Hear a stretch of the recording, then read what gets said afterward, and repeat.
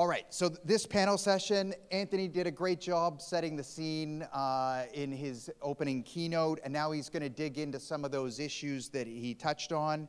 His panelists include Dr. Kasneci, who is CTO and Head of Innovation and Strategic Analysis at SCHUFA. Danny Mu, who is a Principal Analyst at Forrester Research, and Timothy Choon, who is Managing Director at FICO. So these four gentlemen, you have them for a little more than the next hour, and Anthony's going to guide you through. I think you're going to open up the floor to Q&A throughout. So if you had any questions from his keynote or that come out from the panel session, now is your chance. Anthony, come on up.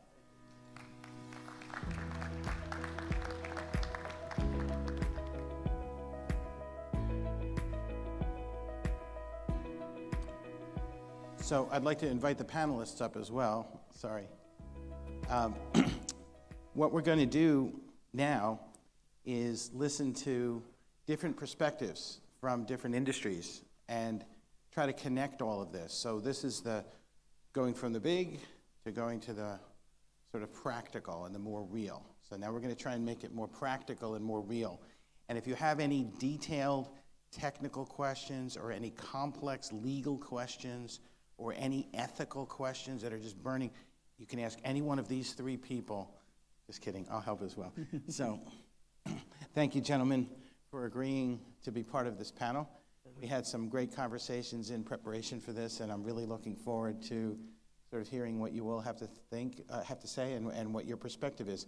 What I'd like to do to just get started is, and I will tell you, this is not like a typical panel discussion where I'm going to ask the same question, and then A goes and B goes and C goes, and then you sit there and keep score. It's not going to be like that. So we're going to try to be a little more interactive.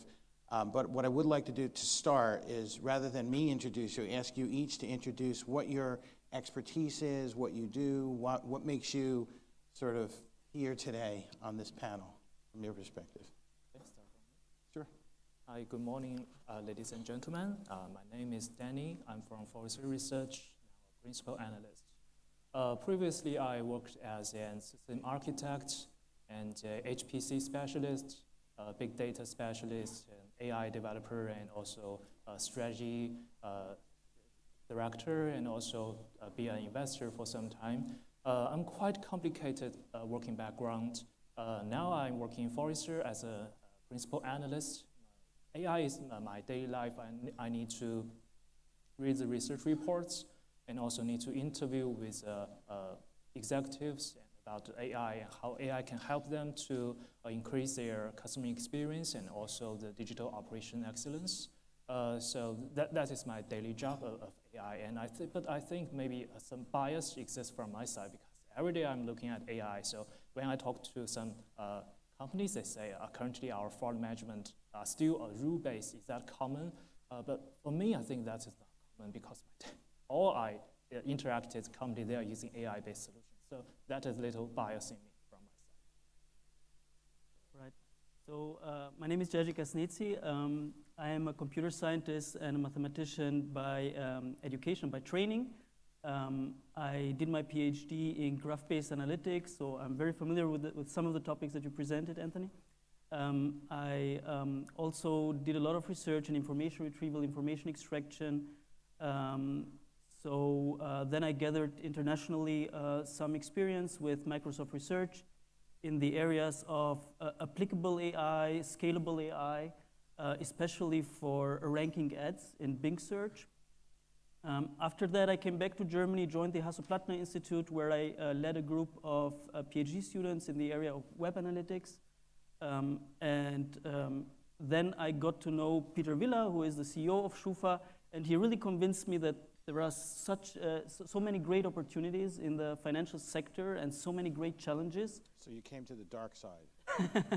No, actually it was the exciting side. So actually it was a really good move, because there is so much to do, and I'm really looking forward to our discussion. In parallel, I'm currently also heading a group of PhD students at the University of Tübingen in Germany. So it's one of the excellence universities. There we have the excellence cluster for machine learning. So we are, the University of Tübingen is the first university in Germany that is offering data science as a course for master studies, for students in Germany. So it's a challenge, right? So what are the topics that you need to teach? What do you teach, right? So, I mean, it's a great question, right? So right now, basically, we are focusing more on the mindset. So what is the mindset that a data scientist has to have? So basically, it's about deeply understanding problems, really understanding problems, and then having a set of strategies of how to approach problems. It's much more about creativity. It's much more about imagination, and knowing how to combine things like hardware-based solutions, software-based solutions, design perspective, what does the customer needs?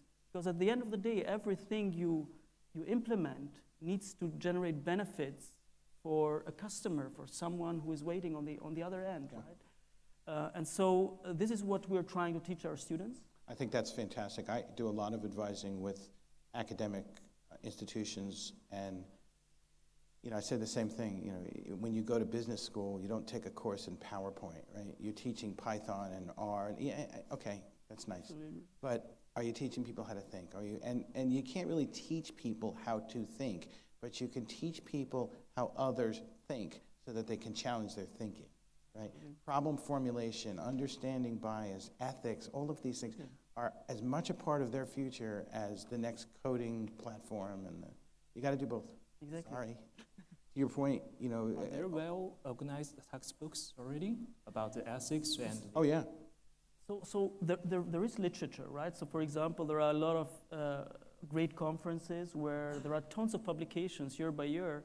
So the real challenge is keeping up pace with all those publications that you find in the areas of machine learning, artificial intelligence, neuromorphic computing, things that you just... If only there was some sort of AI that would help us keep up with the publication. Oh, wait, there is. Yeah, of course. So there are solutions, right? So, yeah, maybe more later, right? Yeah. Looking forward to that. Okay. Hello. Is it working?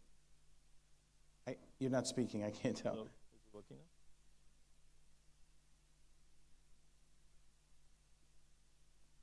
So we're going to do karaoke. We're going to sing. It's on. It's on. Thank you. Okay, this is working now. I won't sing, I promise. Okay, so thank you. Good morning, and very happy to be here. This is my second time here. My name's Timothy. So I've been in the risk and compliance space for quite some time. I take care of this business within FICO Asia Pacific. I've been working in the AI space, especially for financial crime, for risk management, and this is a especially critical area now, I think. Recently, some regulators, we discussed this with regulators and banks as well, and regulators have special interest in this. So they see new technologies, Anthony talked about blockchains, talk about AI, and regulators are struggling trying to come up with the proper framework, the supervisory methods in which they can monitor this, because they know it is inevitable. The technology is coming. At some point, the banks, the public will adopt it, and then they start wondering how do they actually put in the proper framework to monitor this. So from an AI perspective, this is something that is top of mind to many of the publics that we talk to. So I have an initial question for each of you, and actually I'd like to ask you first, since you pretty much alluded to my question. If we look at the changing nature of regulation, so as an example, I did some reading recently about how when airplanes first started to become a thing, there had been balloons, right? So there was hot air balloons. So there was this concept of what happens if you fly over somebody's property? What happens if you land on somebody's property? What happens if you drop something on something? So they didn't start from zero, right? Rarely do we start from zero, but it feels like with AI, especially when we talk about things like neuromorphic algorithms, which are brain-like, where we talk about agency, where we can have a bot do something on our behalf, it feels like we're kind of in new territory. How do we get in front of this? How do we get less reactive, because I think if we react to every new change of quantum computing, as soon as something happens, we react, I don't think we're going to be able to do that. We got to get in front of some of this. How do we do that? I think it comes from a couple of perspectives. So from the regulatory perspective, there's always this understanding that it takes time for the technology to mature. So they're not waiting to be at the forefront, but they just want to make sure that they are there in time. But that's a very good point, because when I was speaking with the regulators about a couple of weeks ago, that's what they were hoping for. They were hoping to be in front of the technology this time, because they have been, a bit more reactive, and they've always been trying to catch up. They see blockchain being launched, they see bitcoins being launched, and then they try to catch up with it. But by the same token, if they overly regulate, then whoever your adversaries are, they win. Or the technologists who are trying to do the behavior underlying the thing you're regulating will just change direction and do it in a different way. I think from the supervisory perspective, and they had a special discussion on this, where they shared this with the Southeast Asian regulators, they're just trying to understand it at this point. They want to understand what is the extent it can go, what's the direction it will go in, to put in the AI into the applications itself, and then what kind of risks is involved, what kind of challenges it takes, it comes with, trying to monitor it, trying to supervise it, and then ensuring that they are getting the proper data from the institutions that's in the playground, that they can actually monitor it. But they are aware that it's going to evolve, and it can go in various directions.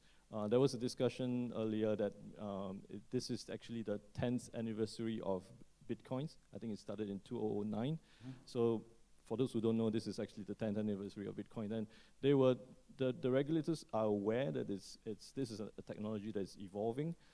Maybe it's going to go up, or it's going to come crashing down. So from that perspective, they would like to be aware of the change of what's happening out there, and then they can be prepared with the framework for it. At the same time, but there's scores of other digital currencies now. Exactly. And whatever happens to Bitcoin happens to Bitcoin. What happens to crypto econometrics? Exactly. Maybe we should think about that, right?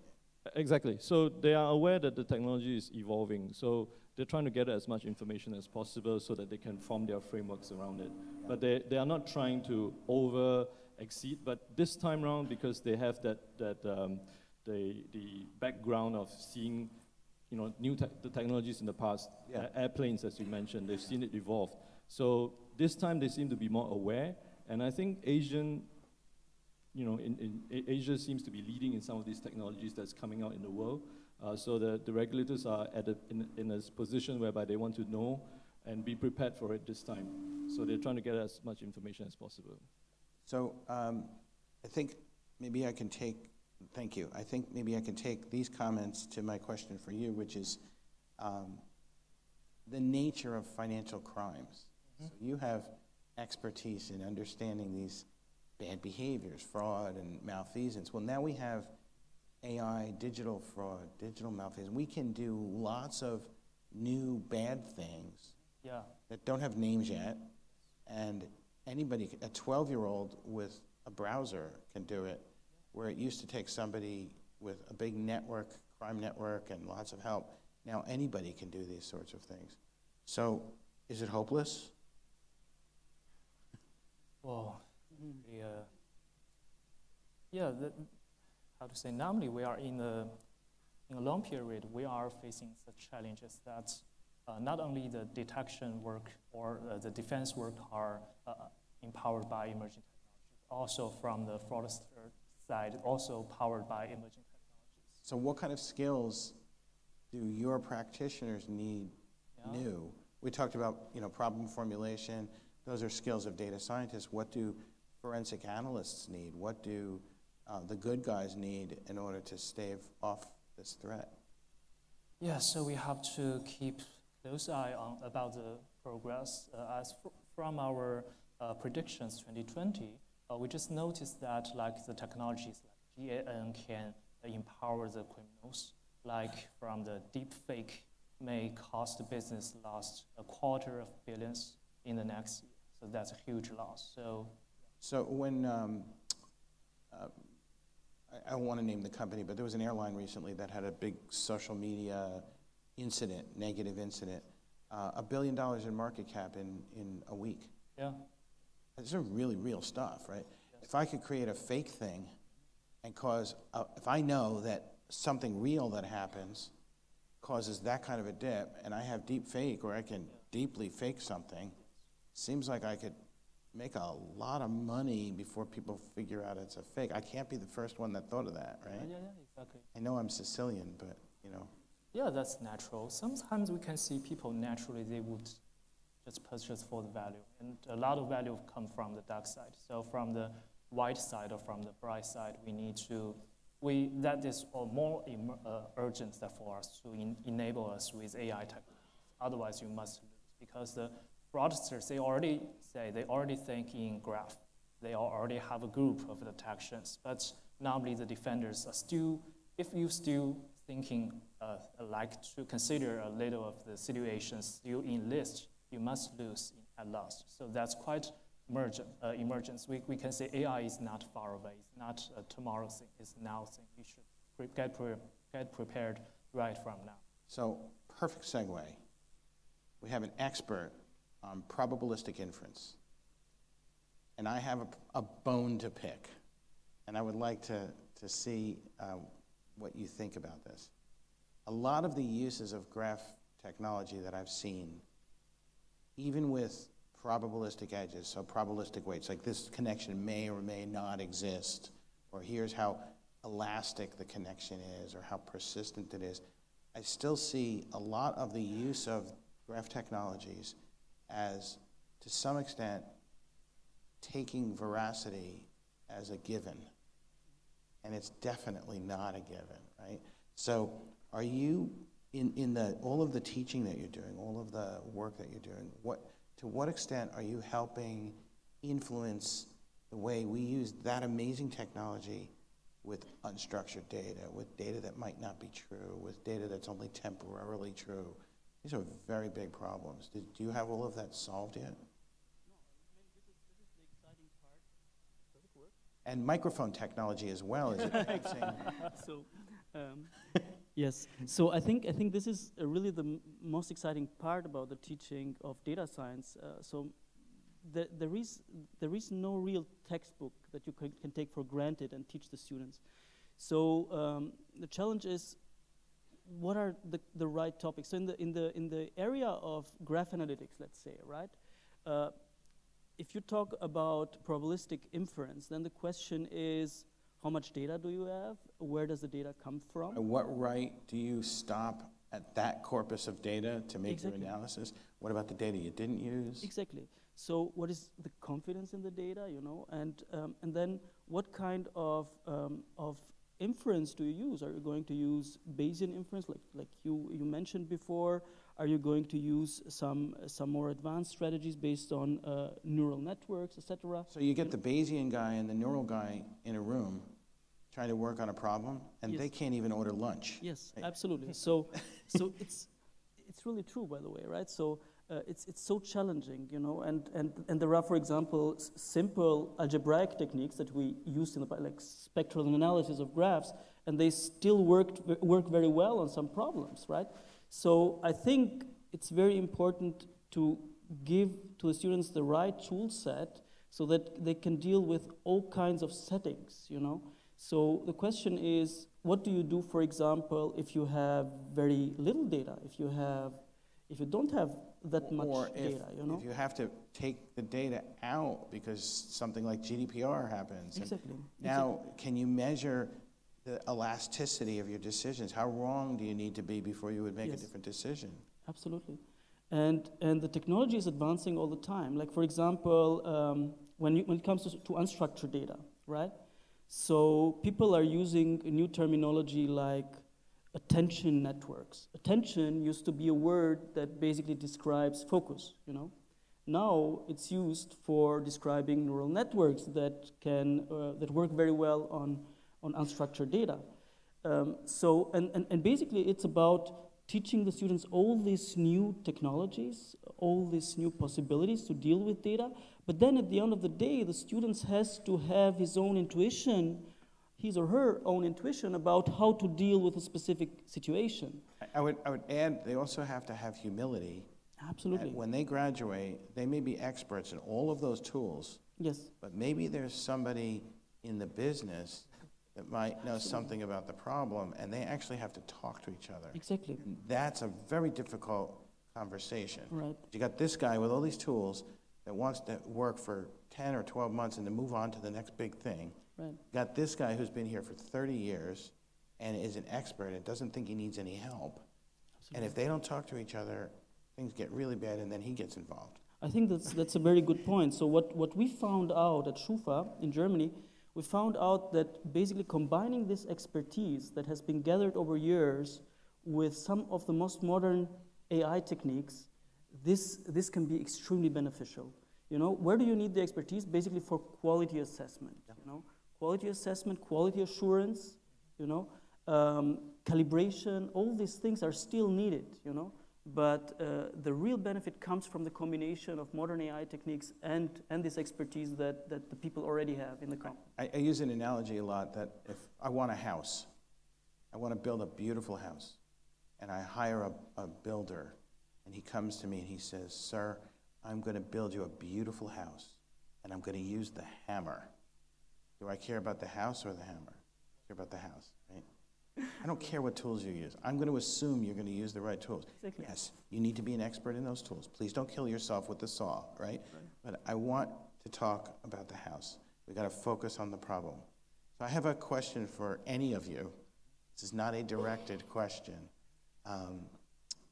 We all hopefully have some time to not be working and not be focusing on neuromorphic algorithms and attention networks and forensic investigation. You go to the movies. The movies have AI in them now. There's AI, you know, drones doing things that are completely impossible. We have Terminator 9 or whatever the latest movie. And so Hollywood is constantly pitching out in front of us the impossible. And there's an argument that sometimes that inspires science to catch up to the imagination. But I think right now in AI, we all have a problem where people's expectations are so much more than the reality in certain cases. We don't have the right data. We're not allowed to use it. It's not ethical to do that. Any of you want to talk about this reality versus hype and how Hollywood is killing us sometimes? We'll give you a third microphone. Yeah, okay. Maybe it's me, not the mic. So it's especially relevant because when in my line, the movie that's quoted the most often is Minority Report. Yeah. The pre-crime one by Tom Cruise, yeah. Where before you commit a crime, you have special police officers that arrest you before you commit the crime, and that's based on the probability by some AI technology. Yeah. I don't remember the details, but I just remember this is especially popular in pre-crime. Well, because I'm a dork, the big thing about that movie was, in the end, that if 2 out of 3 say you will and one says you wouldn't, now what do you do? And that's the Minority Report. That's exactly. the problem. And this is especially relevant in almost every financial crime discussion, risk and compliance that I've been in. This comes up all the time. How do you know, based on AI, that this person is likely to commit a crime or not? Even with data, you could do predictive analytics. How far do you go with it? So this discussion always comes up, and this movie always comes up. So do you think that it helps us to have that Minority Report metaphor, or do you think it's kind of a curse that people have unrealistic expectations? In reality, I think it's a progression. So you have on the one spectrum those who trust the traditional technologies, let's call them rule-based technologies. And on the other spectrum, you have the complete AI believers, the visionaries who think that AI is truth. And somewhere in between, you have this hybrid combination where you have the practitioners who believe that you would need to have the rules to say, okay, more than a certain amount of velocity, you need to do something. And then then it's complemented by the AI that gives the indications that someone is or is not suspicious. But the trick comes when the two do not match. So you have the traditional technologies, maybe the hammer that you speak of, and then you have the advanced technology, and both indicate different results, saying that someone is suspicious or someone is not suspicious, Right. or from a credit scoring, someone is a good customer, will be a good customer, or AI says it will not be a good customer. So what do you do with it? And it also, I think in that case, the definition of good, Precisely. I might consider someone who always pays late a really good customer because I can charge them more money Exactly. as long as they always pay. Another algorithm might say if you're paying late, that's bad, and that's an indication that you're under financial distress.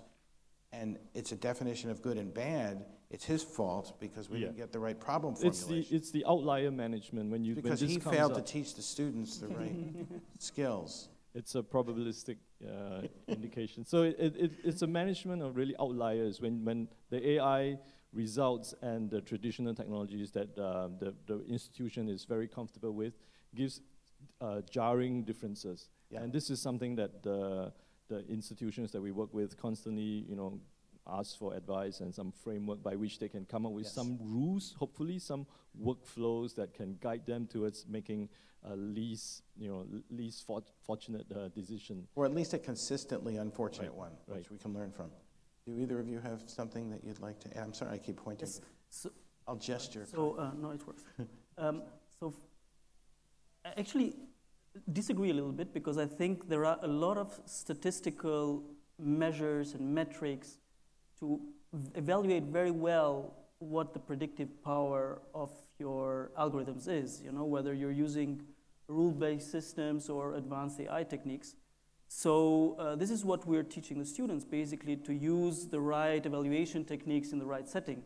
And not only to provide probabilities of predictions, but to provide maybe also distributions of those probabilities so that you know, for example, how much can you rely on those probabilities that you provide. So what I find is that for certain types of problems, that is 100% the mindset, where we're projecting into an unprecedented and unstable future, like Brexit or like the trade tensions between the US and China. Sometimes the math gives a false sense of confidence because the a priori assumptions are not axiomatic. I'm sorry to sound like they're not factual, right? I agree, but in that case, no technique will work, whether you use rule-based techniques or advanced AI techniques, because these are the black swan effects. So, but that doesn't mean that we can't have an auto flight system in an airplane because weather is unpredictable, right? So we can still have scenarios that are in front of us. I know that these three things are mutually exclusive and that they are more likely than not. And then I can have AI, and I know I sound like a Bayesian right now. I'm not. Yeah. But if there's any Bayesians in the room, I apologize because I don't want to argue with them. But there's a way to get closer and closer to the future. I don't think we can just say, well, it's an uncertain future. We don't really know what's going to happen on Mars. Therefore, we have to go to Mars to find out what's going to happen on Mars. There's a lot we can do. No, I agree. So there is a lot of that we can do, but you have to know how much you trust your predictions. And that's where decision elasticity and a priori assumptions and bias and all that come in. So that's what you're teaching. Exactly. So it's not about being right or wrong because those are very binary concepts and we're very rarely 100% right or 100% wrong. It's about knowing how wrong we need to be before we would make a different decision. Exactly. Right. So, and that's actually about gathering experience, observing very carefully how your system is performing in a specific use case. And this is, again, coming back to the human expertise, letting the experts in an active learning scenarios where the experts continuously teach the system to take better decisions in the future. This is, from my point of view, a very valid way to go about AI. Danny, do you have anything on that? Yeah, I really like the question about how the movie will influence our daily work. I think that the answer is, when I was in the R&D team, I hate that movies. Sometimes when I build an innovation lab, I bought a 6-axis robot, and my colleagues say, I imagine it's a robot can talk to me, can help me doing everything, but you just buy a robot. It's not the same thing. So from the technical guys, we hate like that. Just we have did a lot of work to do. We have achieved a slight progress, but from the other side, from the business side, they think, oh, it's still far away from my expectations. I was in a conference recently, and they said, we're going to have this robot on stage with you. Yeah. And it's an AI robot. I don't even know what that means. And you're going to have a conversation with it. Are you okay with that? Yeah. And I said, okay, that's fine. I do a lot of NLP, So what I was expecting was some sort of robot-looking thing that had some sort of voice, right? There's a guy over in the corner with a headset and a remote control, and I'm having a conversation with that guy. Okay. Right? That's not a robot. That's a RC toy. Right?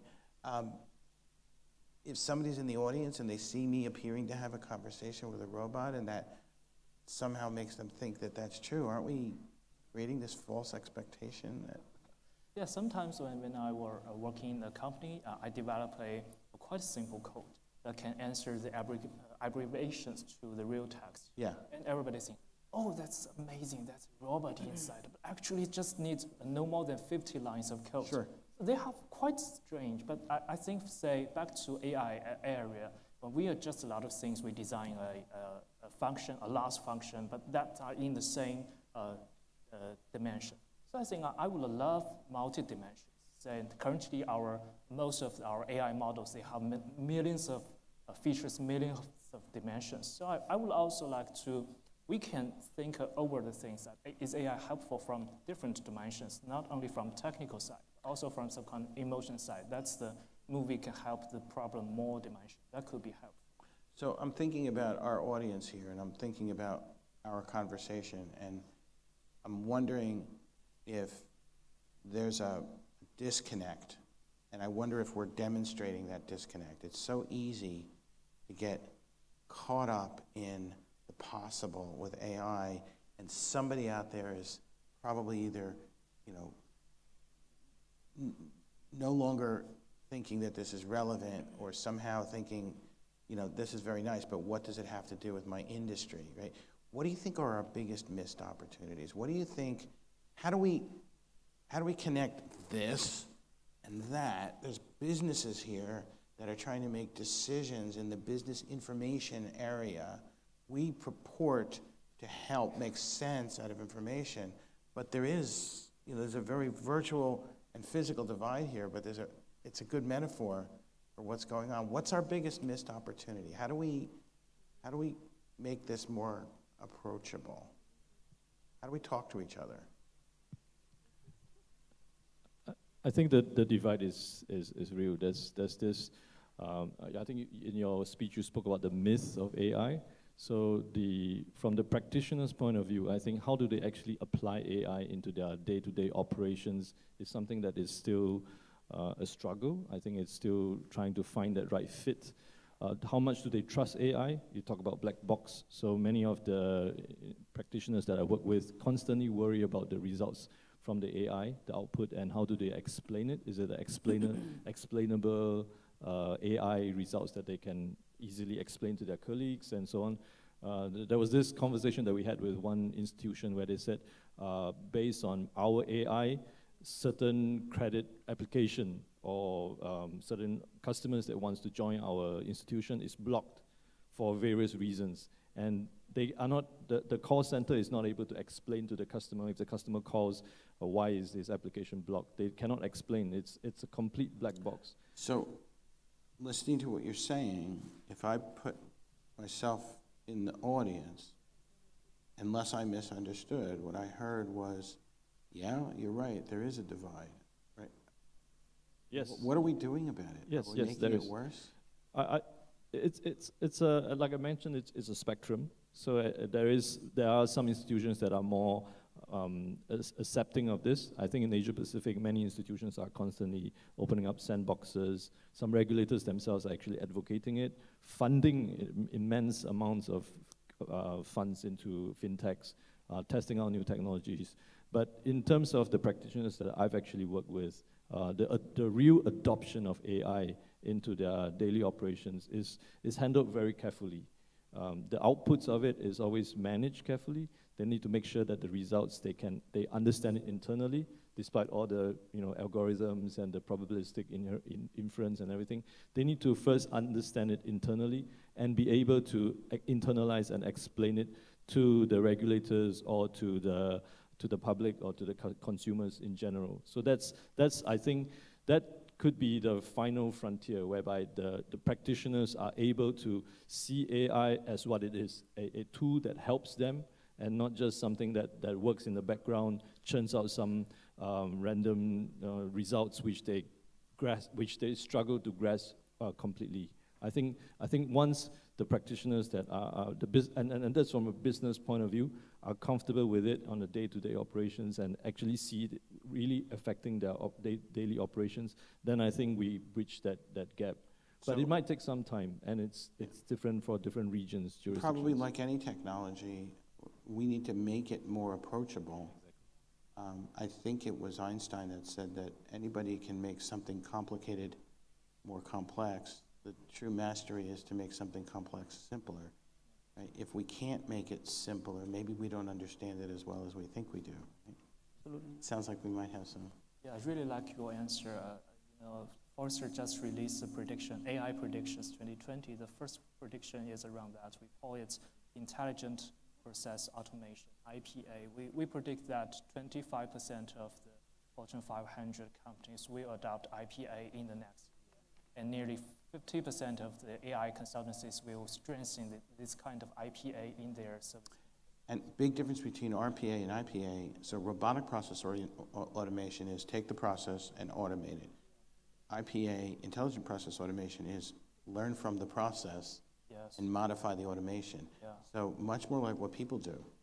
When you do something, you develop muscle memory, you get better at it, you learn, when you learn to play the piano, first you learn very basics, how to read music and how to, and then you start to learn how to read music and you start to learn how to play things, and then maybe you learn how to write your own music, or you start, playing jazz, interpreting the music.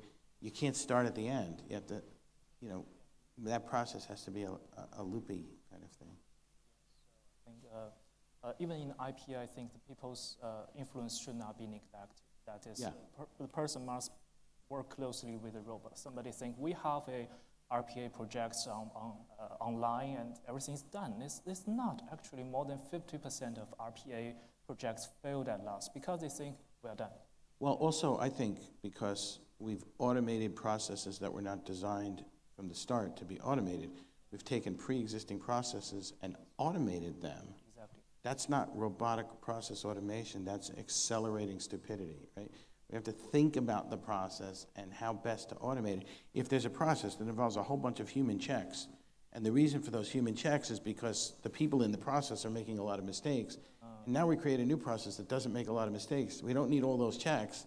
You need to step back from it and look at that process. Yeah, that's a human value inside this. Yeah. Did you want to add? Yeah, so just to get the connection to the audience, I think a very good advice is to invest in research and development in this area, in AI, machine learning, data science. Why is that? Because I have the impression, whenever I talk to other companies in the financial sector, I have the impression that people are really underestimating this capability of the young people to deal with the data, to see patterns in the data that others don't see, to see the potential in the data. So, so you often hear this word geek. These are the geeks down there. Dealing with data. Those are my people. Be careful what you say. I think this is this is such a huge problem, because if you start underestimating these people, keep in mind that these are the people who turned Google into a multi-billion-dollar company, right? So yeah, these are the geeks, but the geeks have the vision and they know what to do with technology, with data, and there is so much benefit to it, because these people think also out of the box and from the point of view of the customer, which is very beneficial to the business processes of an existing company. So one of the things that I do some sessions for STEM, for young kids that are trying to learn about science. And I go on, and I'm not picking on Google, it could be any search engine, but I go on Google and I put in the question, how high is the sky? And you get back answers. It's lyrics of a song. You get back, there's a way to calculate the point at which the sky turns black to the observer from blue as you go up in altitude. You can measure the point at which you have useful consciousness. And there's so many different, because that question is so abstract. Yes. And a search engine is designed to deliver advertising, and it's designed to converge primarily on what other people have thought was important. If I'm asking a question that hasn't been asked before, or there's a certain abstract nature to it, these cognitive systems, these AI systems that are learning from watching people behave, to me are really promising, because they sometimes don't give us an answer, they ask us a clarifying question.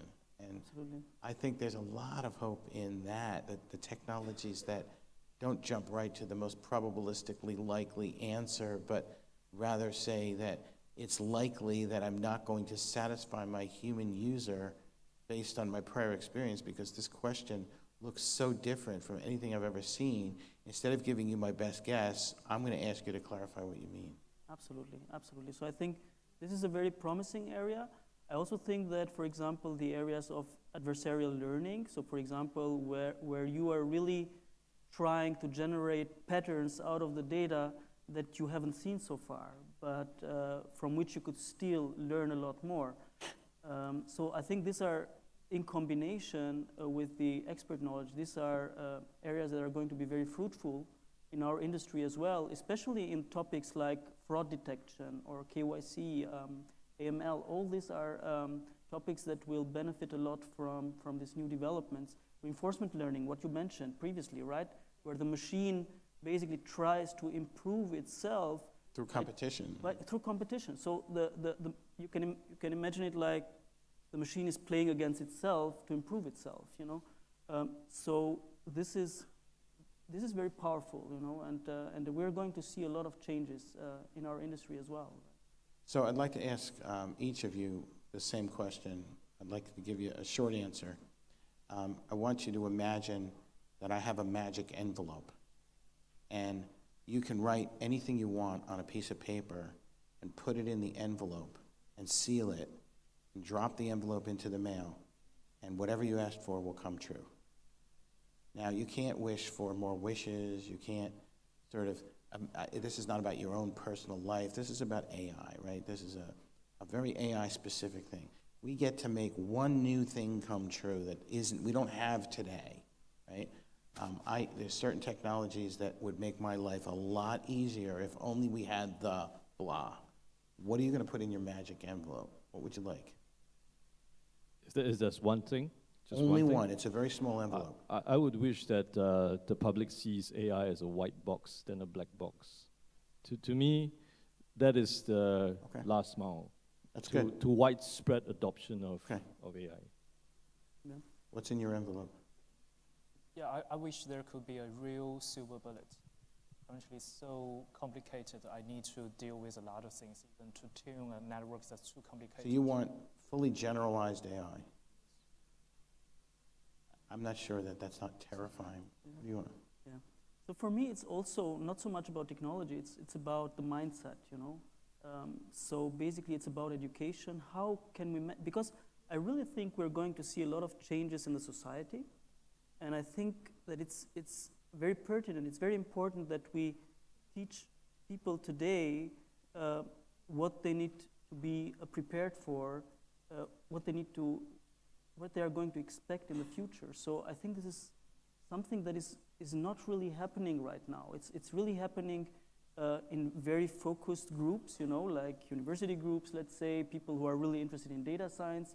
But, you know, how is the regulations going to keep up pace with all the changes that are there? How are the politicians going to keep up pace with the changes that are happening right now? So the white box may come from better understanding.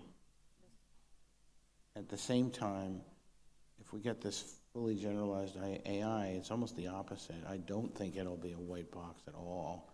because the fully generalized AI will probably be AI creating new AI, right? It'll probably be highly convolutional, it'll probably be highly reinforcement based, and it will probably become something that we don't understand. Right, but just to add something to that, so there is no indication whatsoever from the current state of research, just to make it clear, right? There's no indication whatsoever that we have come closer to that vision. I agree. Of fully generalized AI. I don't want to say this in public because I'm in public, but a strong argument can be made that since people continue to evolve, it's a bit of a asymptotic thing that you can't really get there because the goal keeps changing. Right. I don't necessarily want to argue that with Elon Musk and some of these other guys, but you know, it's a very interesting. So it's interesting also to note that the two of you chose to put something in your envelope that really is about our mindset and our thinking. You put something in your envelope that's about our technology and our tools, and I think in the reality, it's people, process, mindset, and technology. It's all of those things. Because if we have the right technology and we don't understand it, or we're using it for the wrong purpose, or we have the wrong people doing it, or maybe we don't have the right mindset and we approach it, you know, in an overly good, bad kind of way, we don't get there. We've got to get all of these things in balance to make a future. So I have one last question, and then I want to do a lightning round, and then I'm going to open it up to the group. Maybe we'll do the questions from the group first, and then we'll do the lightning round. So my last question is reality, regardless of wishes and hopes and thoughts. This is a conference that happens every 2 years. And we were talking about on the break how different what we're talking about here today is than what we were talking about 2 years ago. Completely different. Oh my gosh, different, right? What are the biggest things that could happen that would be really positive in this space between now and the next 2 years?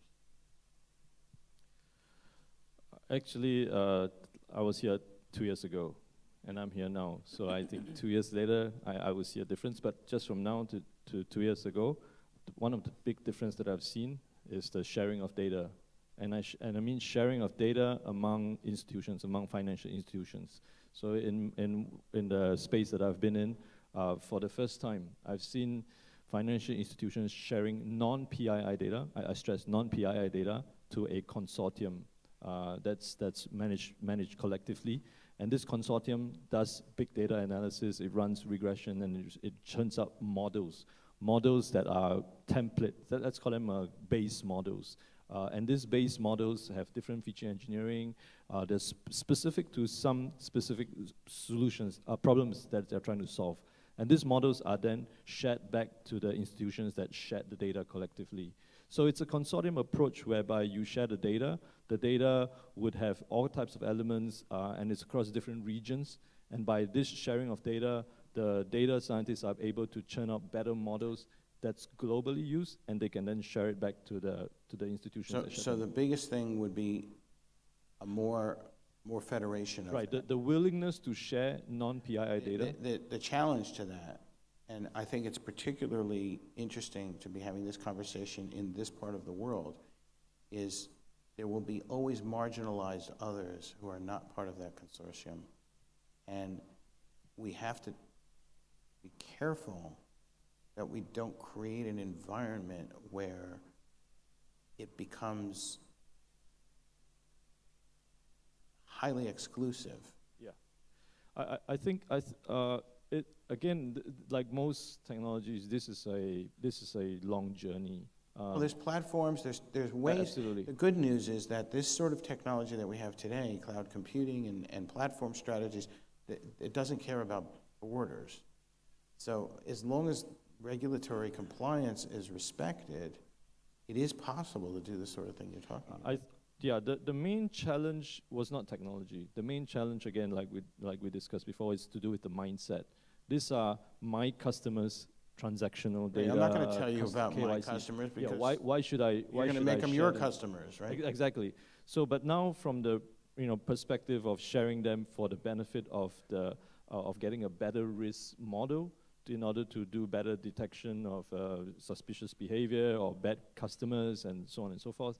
They are willing to share this in a controlled environment. And again, there's some that shared, there's some that did not choose not to share. Of course, it could lead to some exclusion, but the point was that at least from a mindset perspective, the traditional institutions that used to be very conservative and say sharing of data outside of my institution is absolutely no.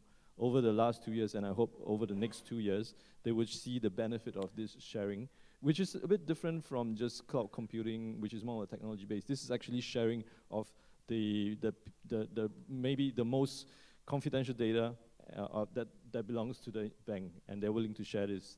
It's a change for the good of the industry. Now, I'm just sitting here thinking of how I could take a devil's advocate position to what you just said. If I have already been the victim of some sort of fraud, and I share it with the industry in the hopes that my colleagues will not be harmed like I was, that it's a prisoner's dilemma, right? That benefits them but not me. There's an argument to be made that if I don't tell everyone about what I already know, I have the benefit of knowing it, and I have a technical advantage over them.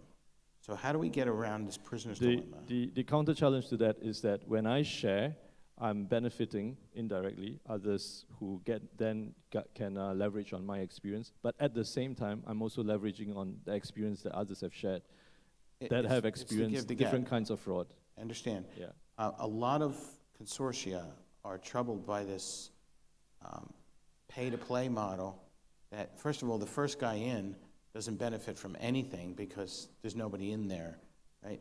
Once this is up and running, there's an argument to be made that I will benefit as much from the experience of others as they will benefit from my experience. If you're an industry leader, you can argue, I have much more experience than everyone else. They're going to benefit more than I will. This is not a simple thing you're talking about. This is but it has happened. Oh, I know. In the compliance world, in the risk compliance world, it has happened, and we've had some difficult discussions, but there were some that finally decided to take that leap for the good of the industry. What if it became a regulatory requirement? It could be. The regulators are interested in how this plays out because there's data that's there that is across an industry, could be across jurisdictions as well. So it has to be in a controlled environment, shared properly, contained properly. But this data helps more than it harms as far as the regulators see it. 2 years from now. For me, What's different? I really like the idea of the federated learning. And we also have a reference Sorry, case. I couldn't hear you. Sorry? Maybe it was just me. You like the idea of? Yes, I like the idea of the federated learning. We also have reference cases in a digital bank in China. They increase their own model performance by 13%. That's really a brand new direction. I really like that. Okay, so something else. Okay. Something else, I hope that we can accelerate the data preparation and this kind of process. Normally in data scientists normally work from 70% to 90%. They waste their time on to dealing with data. That's a big one, especially with unstructured data. I do a lot of work in the NLP space. NLP is not nearly as good as everybody who uses NLP thinks NLP is, right? So there's a lot of bias introduced by data preparation, and especially when you're looking for adversarial manipulation. I'm not using adversarial the way you're using it. So people intentionally manipulating data to create false assumptions or change behaviors. Data preparation sometimes makes that normalize and you don't see it. And they use AI to accelerate the kind of. And then the AI learns from the bias introduced by the data preparation and it amplifies the problem. So better, like a better washing machine for data. I think what should be different in 2 years is that I hope people are going to adopt AI solutions in their companies, because I think it's really going to be defining for the success of companies, and the gap between winning and losing companies is going to be greater through AI, right? So please adapt right now. So thank you. I'd like to open the floor to questions. A lot to think about here. There are people walking around with microphones. We have a question in the front, of course, because the microphones are in the back. So,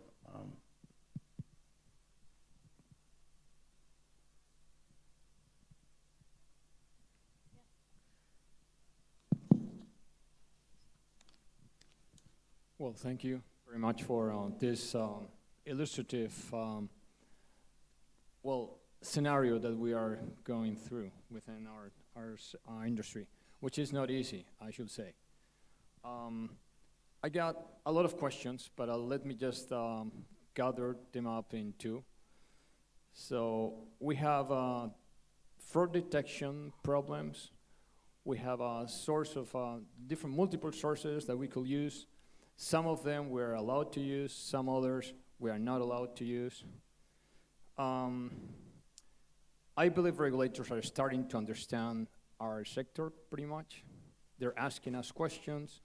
They're setting different workshops at EU level, at national level, our multinational level as well, to understand what's going on in the market, because sometimes they don't have a clear idea of what's going on, especially now with AI. AI gives us so many different and multiple opportunities, not only for us as intermediation data, manufacturers or whatever, but also for the overall economy. So my two questions will be, as you said, Anthony, in a 2-year term, what would you think will be the administration role as trying to approach us more often? And in our case, we'll just work as teachers for them, as a pedagogical role that we'll need to play in order to let them see that the availability of sources is crucial for the overall economy. That will be the first question. Not only as a source, but also on all the multiple opportunities that AI is giving us. So they will help us. They will help us to teach them or to guide them in new regulations. I'm just thinking about two initiatives that are in place within the EU. One of them is the Early Warning Europe, which is an initiative that they relied on us to teach them how to detect companies in distress, and also to avoid late payments. So what are your things for these 3 questions? And then the second question will be for cross-border issues. We have spoken about this in the regulatory roundtable, which was very interesting to see how the different parts of the world are taking this data protection issues, for instance, how we could manage to help them to see cross-border for this transfer of personal data is so important, because it's happening all the time, but they just still haven't put any clear message or clear legislation in place. So that will be the second question. Do you think we should gather more often different regulators from different parts of the world just to try to understand each other and to try to understand the issue? So maybe I'll just take a quick shot at the second question first, and then I think the first question, you all have a strong opinion. Because I'm not the regulatory expert, there's a whole branch of AI trying to do exactly what you just said. And those guys need to step it up and help us. I'm sorry. Yeah, that's right. So maybe the second question as well.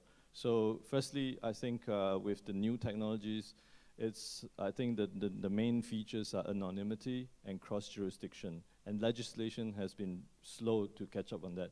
So definitely, sharing between regulators is a must. And I've been to quite a number of them. In fact, there was a closed-door one in Southeast Asia recently where all the regulators gathered and shared, and we had a good discussion on that. I think they were looking for information sharing, some kind of a framework to share information in a safe and secure way that doesn't, violate any political, discussions or any political delicacies.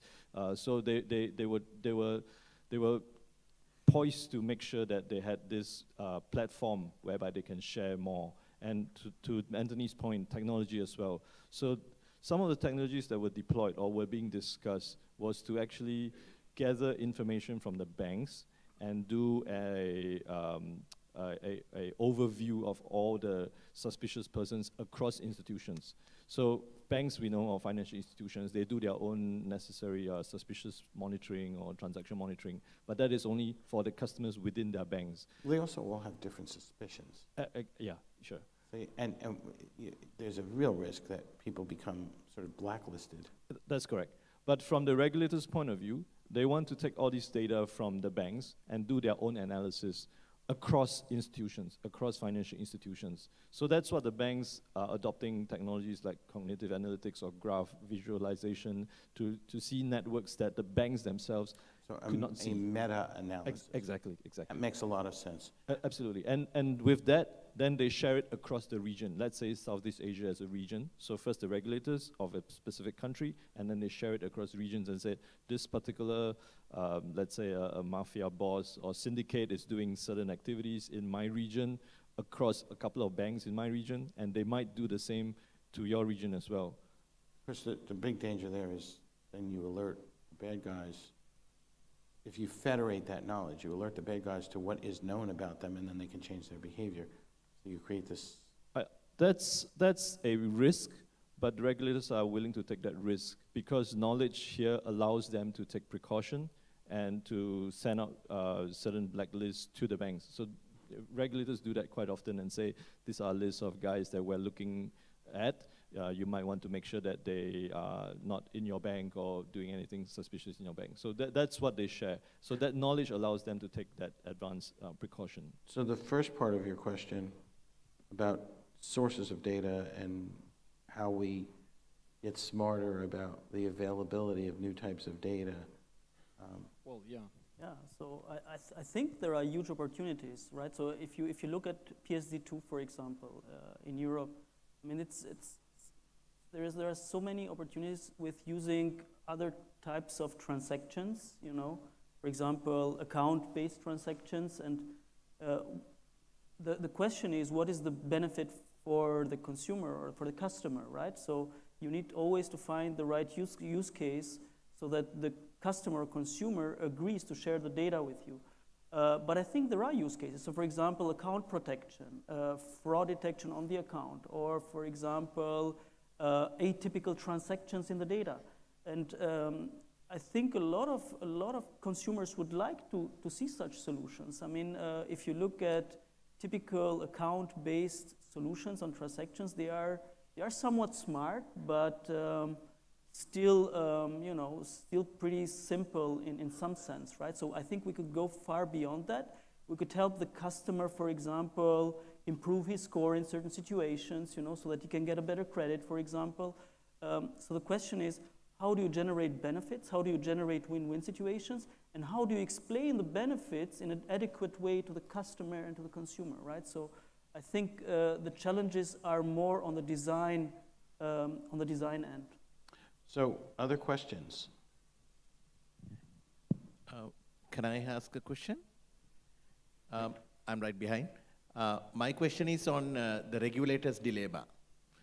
Now we spoke about artificial intelligence as well as many technological innovation that is going across the financial products and the financial industries. Now, from the regulator's perspective, are the regulators really ready with their regulatory and supervisory techniques to ensure that the risks emanating from these products could be mitigated, as well as how they could promote the technological innovation whilst mitigating the risks? I think regulators are trying to be ready, especially when it comes to newer technologies-based products.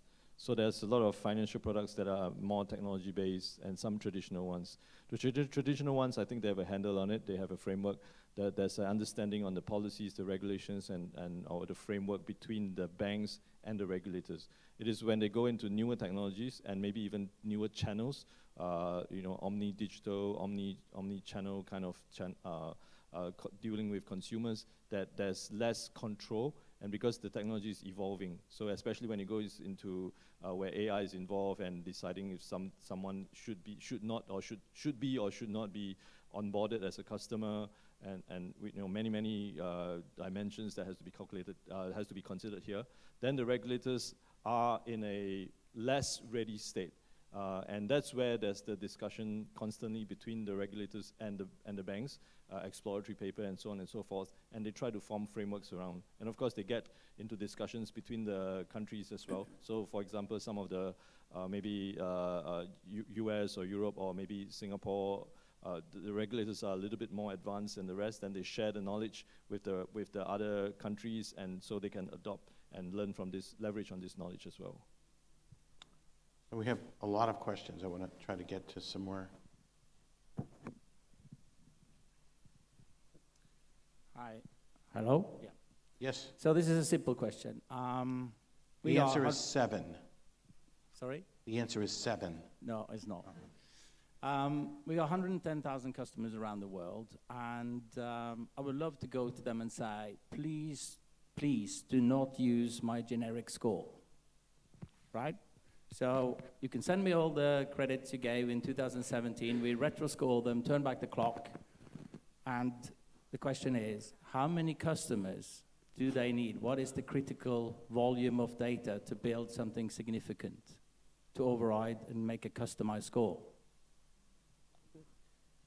So There's that's exactly a question that is probably the central question in all of AI. So basically, what is the amount of data that you need to have a well-calibrated model?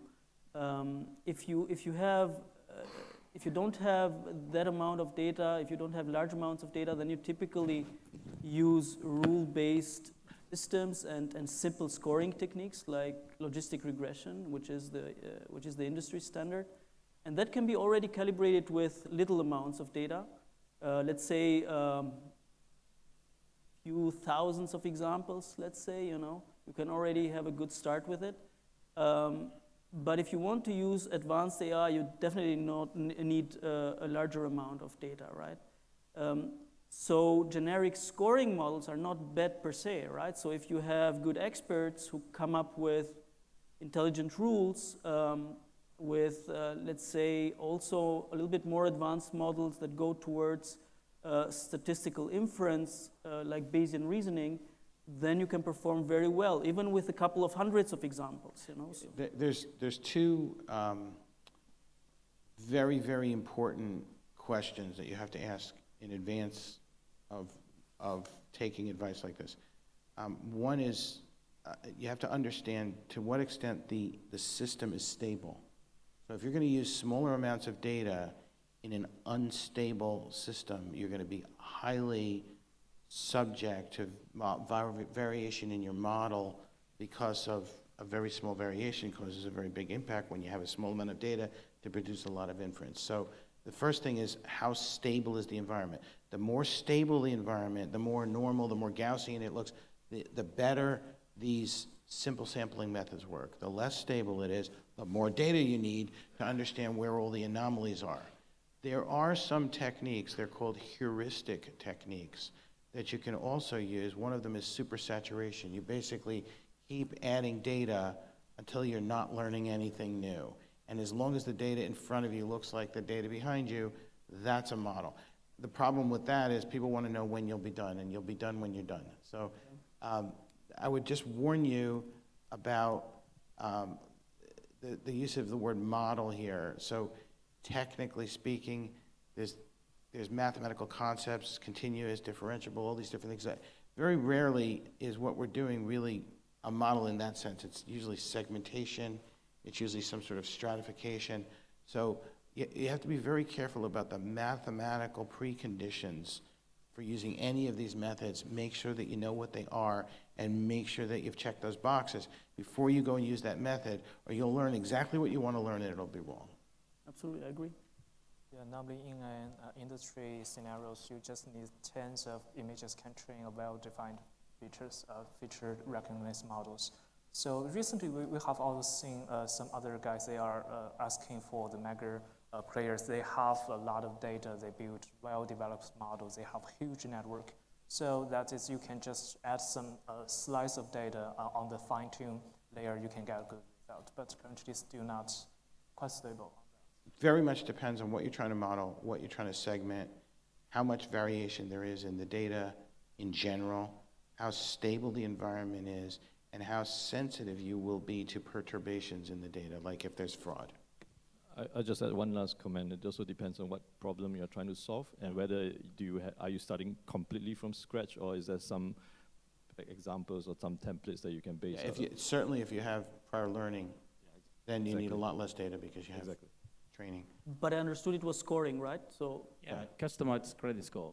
Yeah. You know, so 5,000, 10,000. So using a simple model like logistic regression, 5,000 is still a good number to start with. If the environment is stable. The environment is of course, yeah. Thank you. Depends on your threshold for what's the correctness of the score.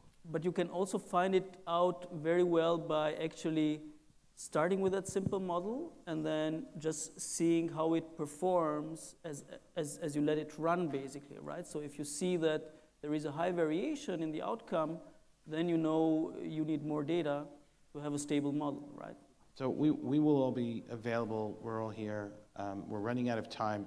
I think we have time for one more quick question, and I think we have someone with a microphone, so that's perfect. So y'all touched a bit about unstructured data and the pace at which unstructured data is growing. I just wanted to check if there are any simplified technology tools that are available to understand unstructured data better and faster. Yeah. That will aid decision making. Yeah, so unsupervised learning in general, clustering technologies, depending on the type of unstructured data, if it's language, NLP that we're talking about, those are tools that are very helpful.